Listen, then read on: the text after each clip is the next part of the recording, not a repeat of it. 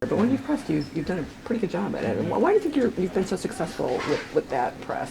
I think a lot of times when we press, we're kind of in desperate times, and I think certain things kick in and just take over, and we're able to get some good traps yesterday and force them to make passes backwards and get it to guys that normally wouldn't be in that position, and we're able to get deflections and make plays, and I think that's why it was so good for us. Do you sense sort of an impending panic? I mean, can you tell when the other team is kind of on the ropes a little bit when you're out there during the press?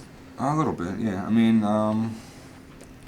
it's tough to be up a couple points with a couple minutes left and control the game from there because the other team's just in desperation mode and run all over the floor. And I mean, I knew that when we played Dayton, we were up a couple points with a couple minutes left, and it was just kind of like, okay, let's control this and be calm and make the right plays and not get out of control. And I mean, you saw in other games in this tournament. I mean, teams were up and had some bad turnovers, and it cost them. And you just gotta be under control, and that's a tough thing to do. Trevor, what does it mean to be here in this position after all you guys have been through this year with Coach Boeheim not being here for 9 games? What does that mean? It means a lot. I mean, this has definitely been a very interesting year, and a year things like this don't happen to a basketball team, and we're able to get through it and become a stronger team because of it, and all that stuff's paying off now, which is good. What do you think this run means to Coach Boeheim?